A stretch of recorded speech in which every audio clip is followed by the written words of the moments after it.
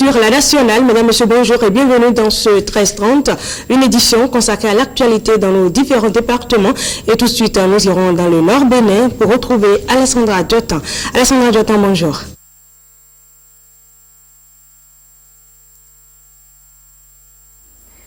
Merci de me recevoir, Fallon Kisezounon. Bonjour à toutes et à tous. On ouvre par l'actualité principale du jour.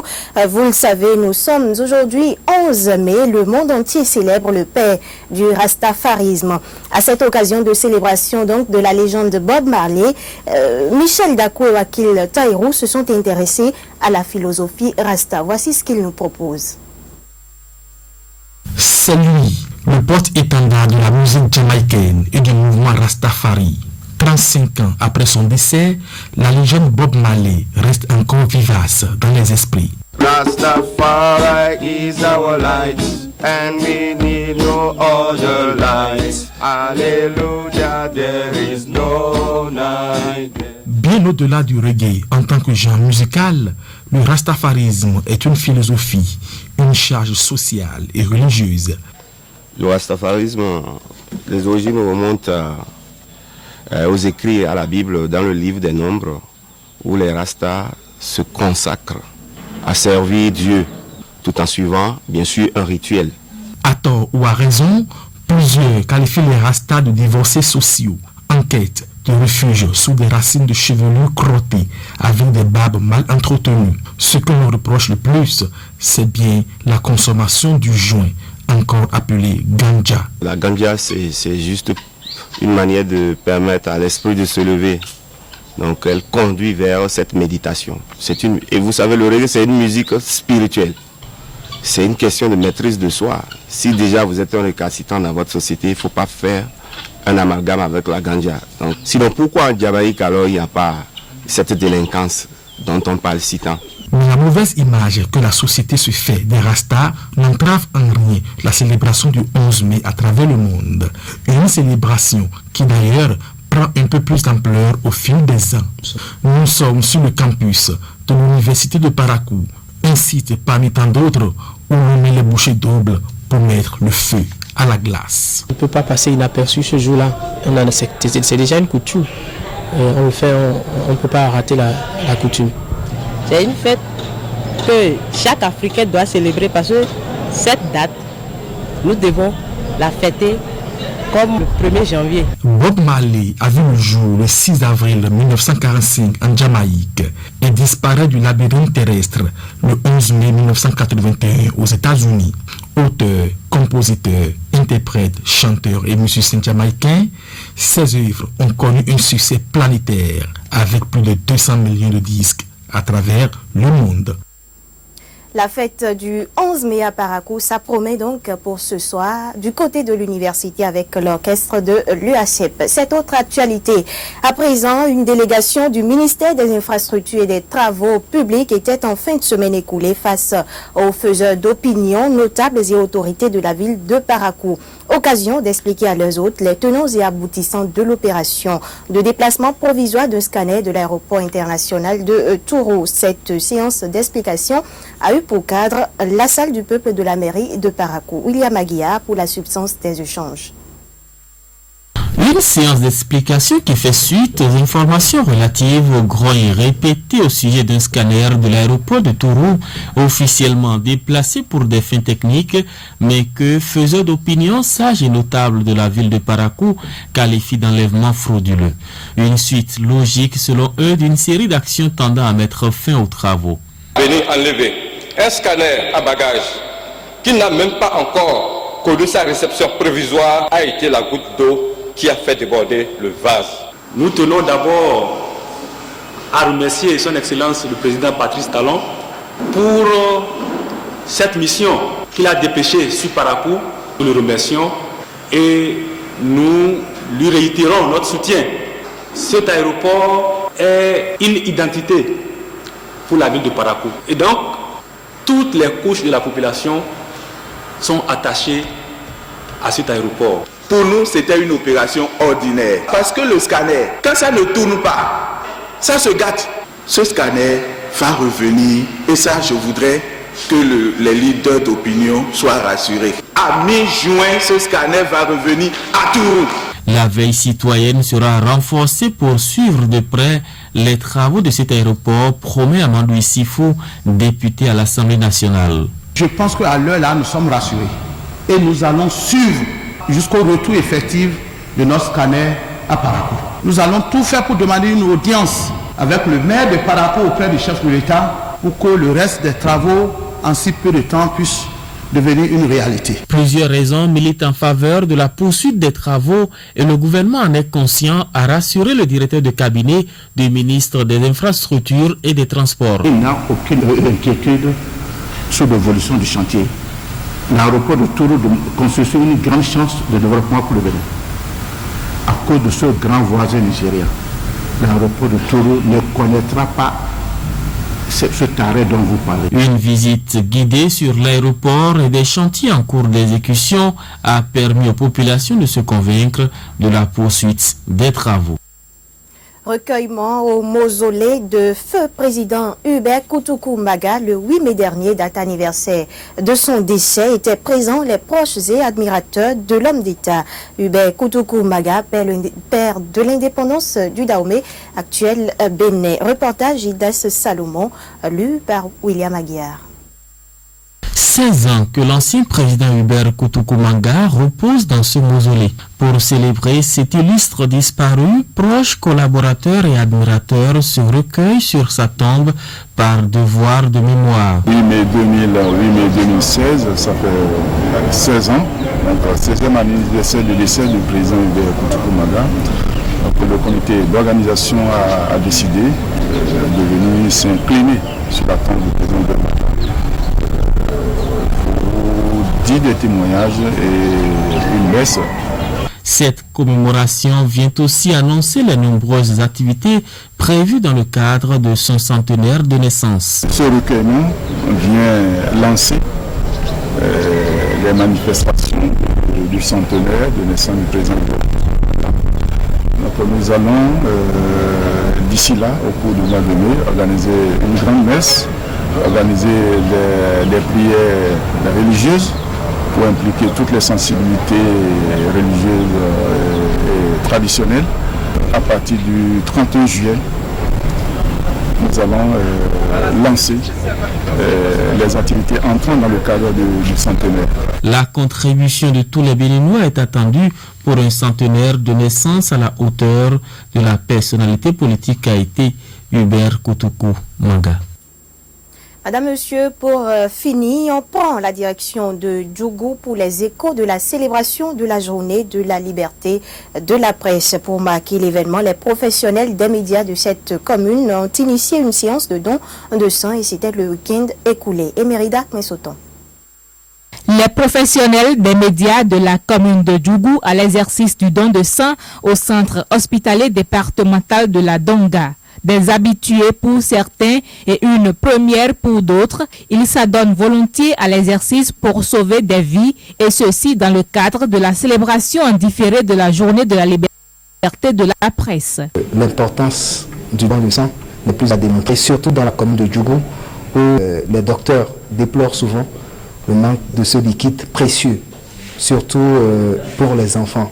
Nous avons jugé utile de passer ici au CHD Donga afin de donner un peu de ce liquide précieux aux malades afin de sauver les vies humaines. Le sang dont nul n'ignore l'importance est une denrée souvent très rare dans nos hôpitaux et c'est la période idéale pour faire le stockage de ce liquide précieux car d'ici peu, les pluies vont s'installer, période idéale pour le paludisme chez les enfants, maladie qui conduit souvent à l'anémie. La vingtaine de poches de sang récoltées de cette opération des hommes des médias est donc la bienvenue. Je dois franchement remercier les professionnels des médias. Donner un peu de son sang, d'abord vous renouvelez vos cellules, d'accord, et un avantage moral, c'est que vous avez la certitude que vous avez sauvé la vie, d'accord, à un malade hospitalisé. Je crois que c'est très important. À côté de l'œuvre sociale, on n'oublie pas le thème de cette célébration de la journée de la liberté de la presse. Accès à l'information et aux libertés fondamentales, c'est notre droit. Au Bénin, la presse est libre. Mais il faut relativiser pour dire que si nous nous retrouvons dans notre contexte et au niveau de notre proximité avec les auditeurs, nous dirons que cette liberté est un peu écorchée, un peu menacée à travers certains comportements que les auditeurs ont vis-à-vis des organes de presse à Djougou. Le souhait de tous est que la presse béninoise fasse un peu de pas, un peu plus d'avancement pour que cela puisse être célébré au prochain 3 mai. 10 minutes d'information s'est vite écoulée. Ce sera donc tout pour notre intervention dans cette édition. Fallon Kisezounon, bonne suite de journal à vous. Merci à vous, Alessandra Djotan. Et puis 11 mai, date anniversaire du décès de Bob Marley. On en parle encore dans cette édition avec les fans du reggae de la commune de Boïcon qui se sont mobilisés pour célébrer l'événement. Gilles Dansou et Françoise Insou nous proposent d'aller à leur découverte. Le mouvement Rastafari, Bob Marley en est le précurseur. Tous ses adeptes célèbrent aujourd'hui l'anniversaire de son décès. Bob Marley de mémoire inoubliable. C'est un rassemblement apostolique pour sauvegarder la tradition africaine. Il y a une définition derrière, R-A-S-T-A, Rasta, R, rassemblement. Sa forme déjà un rassemblement se retrouve apostolique. On a tous les mêmes foi pour sauvegarder la tradition africaine. Pourquoi la tradition africaine? Parce que le Rasta est né de la souffrance. Le début de la traite négrière, quand les Blancs voulaient débarquer les esclaves en Amérique, en Europe, là-bas qui était trop rempli.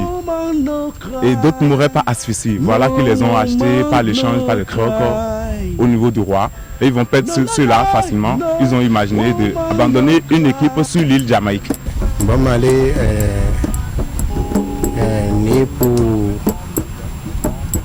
pour nous les Rastas. Il nous a défendu, il nous a beaucoup lutté. Maintenant, comme il est venu quitter sur cette terre, nous on se révélait son fête pour... C'est comme un deuil, mais nous on prend comme un fête pour bien vivre. Ici à Boïcon, plusieurs manifestations sont programmées pour célébrer le pape du reggae, Bob Marley, un guide. Ce qui est encore extraordinaire dans Bob Marley, enfin dans la carrière de Bob Marley, c'est quelqu'un qui est né d'un père blanc, d'origine anglaise et d'une mère jamaïcaine. Et ce qui est sidérant, c'est que Bob Marley, bien qu'il soit métis, je vais dire, dénonce, n'est-ce pas, la maltraitance de la race noire par celle blanche dans la majorité de ses chansons. Des messages forts sont à retenir des chansons de Bob Marley. No woman, no cry. No, no, no, no woman, no cry.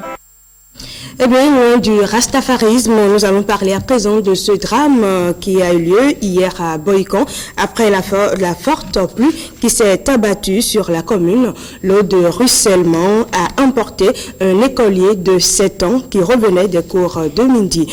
Émotion et stupéfaction, Gilles Dansou et Ernest Tegou nous en parlent. La pluie de ce mardi a été fatale pour un écolier de 7 ans ici à Boïcon. La furie de l'eau de ruissellement a eu raison de cet enfant sorti de l'école. Les sapeurs-pompiers arrivés sur les lieux se sont mis à la tâche. Ouverture des caniveaux, recherche du corps de l'enfant, les circonstances de la disparition sont expliquées ici. Au moment de la pluie, là, il y a un enfant de 7 ans que l'eau courante, l'eau de ruissellement a emporté.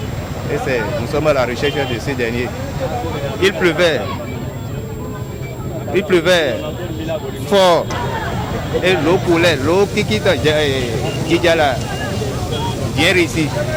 C'est en voulant traverser que ses pieds sont glissés là et l'eau l'a emporté.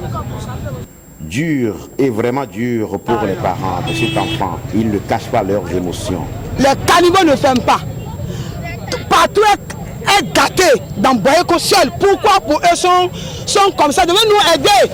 La fois de mon petit frère aller à l'école vers 11h. On les a fait enlever. Il allait à l'école 10h11. 11h11, madame.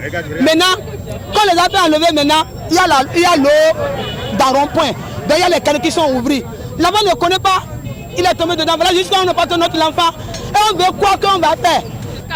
Jusqu'à présent, on n'a pas de notre enfant. Finalement, le corps a été retrouvé à quelques kilomètres des lieux. Un corps inanimé. Une fois sorti des cours, ce jeune homme ne retrouvera plus jamais les siens. Donc à l'âme de ce jeune homme, et puis nous irons maintenant dans le département de Lomé-Plateau où nous allons retrouver Olive Ousougoué du côté de l'antenne régionale de Porto Novo. Olive Ousougoué, vous avez l'antenne.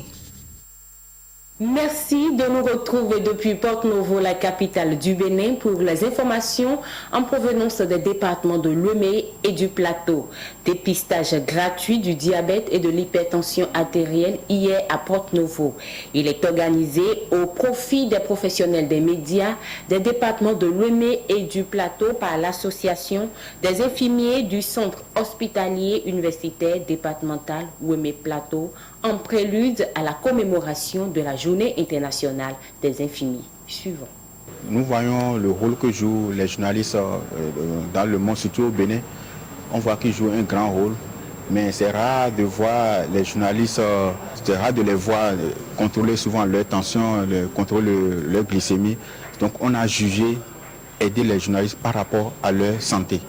Aujourd'hui, nous sommes en train de faire le dépistage de l'hypertension artérielle et du diabète. Parce que vous voyez, les journalistes, ils courent souvent d'après les images. Mais quand ils tombent, ils viennent à l'hôpital, on voit que soit ils n'ont pas mangé, soit ils ont des soucis et puis on voit leur tension élevée. Donc on a jugé leur faire cette sensibilisation pour que désormais qu'ils puissent avoir le réflexe de contrôler leur tension et de se faire dépister par rapport à la glycémie. Éviter le surpoids, éviter de fumer, éviter de prendre de l'alcool, comment on appelle, de café, et surtout faire la marche, faire le sport et éviter le sel, parce que c'est pas bon pour l'organisme. Il ne faut pas exagérer, et aussi l'huile, parce que trop de graisse dans l'organisme, ça fait grossir et c'est pas du tout bien pour la santé. Tout ça, vous êtes prédisposé à l'hypertension artérielle et au diabète. Demain, 12 mai 2016, il sera célébré à travers le monde la profession d'infirmier. À quoi sert un infirmier dans un centre hospitalier? Quelles sont les contraintes du métier? Aman Korti est infirmier. Il nous parle de la profession d'infirmier. Un infirmier, c'est un personnel qui a suivi une formation diplômante pour exercer ce que nous appelons les soins infirmiers. Ils assistent les médecins dans leurs fonctions. L'infirmier sert de transmission entre le malade et ses parents. Il sert de courroie de transmission entre le médecin et le malade. Et donc, il y a 4 fonctions essentielles pour l'infirmier alors: les soins, la formation, la gestion et la recherche. Les véritables difficultés que nous avons, premièrement, c'est la difficulté du choix dans la formation du personnel infirmier. En temps, il y avait ce qu'on appelle la vocation. Mais aujourd'hui, c'est devenu un raccourci où les parents disent, bon, allez-y. Et ça crée d'énormes difficultés pour la profession. Deuxième problème, c'est le problème de la gestion du personnel par nos administrations. La gestion n'est pas catholique, ce qui fait que de frustration en frustration, il y a un certain découragement au niveau des infirmiers sur le terrain actuellement. Troisièmement, c'est le problème de matériel. Figurez-vous que l'infirmier est formé pour dispenser des soins, mais qu'on ne lui donne pas le matériel nécessaire pour administrer ces soins-là. Il n'est pas à l'aise pour pouvoir dispenser les soins. Autre chose, c'est la compréhension que les malades ont de ce que vous devez leur faire ou de l'hôpital chez nous. Et ça nous crée d'énormes difficultés. Le manque de personnel aujourd'hui fait que nos hôpitaux surtout sont bondés d'accompagnants. Et ça aussi des difficultés pour nous, pour pouvoir dispenser nos soins dans la plus grande quiétude. Dernier reportage dans cette intervention depuis Porto Novo. L'apprenant a besoin d'une alimentation équilibrée, entretenue d'une bonne hygiène. Cela met l'écolier à l'abri de plusieurs affections. L'importance de l'hygiène alimentaire en milieu scolaire, c'est avec Guillaume Avienou et Brice Moubo. La récréation au complexe scolaire de Malé dans la commune d'Avranco. Ici, la cantine n'est pas subventionnée. En effet, les apprenants s'offrent le petit déjeuner selon les moyens de leurs parents. Comme cette école, la cantine du complexe scolaire de Tchakla-Wanro, toujours dans la même commune, ne bénéficie d'aucune subvention. La cantine est animée par des ménagères locales recrutées sous la vigilance du bureau de l'association des parents d'élèves et des responsables de l'établissement. En début d'année scolaire, on recense ceux qui peuvent faire le travail. On les envoie en consultation, histoire de vérifier leur état de santé. Donc l'agent d'hygiène leur dérive un papier qu'il nous apporte.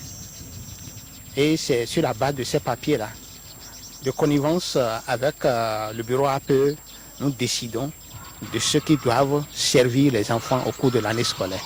On déclare être pointueux sur l'hygiène dans cette école pour éviter aux apprenants de contracter l'une des pathologies suivantes causées souvent par un défaut d'hygiène. Lorsque l'hygiène n'est pas respectée, les précautions d'hygiène ne sont pas respectées, ça peut entraîner ce qu'on appelle les maladies infectieuses, notamment la fièvre typhoïde, l'amibiase intestinale, la dysenterie, le choléra.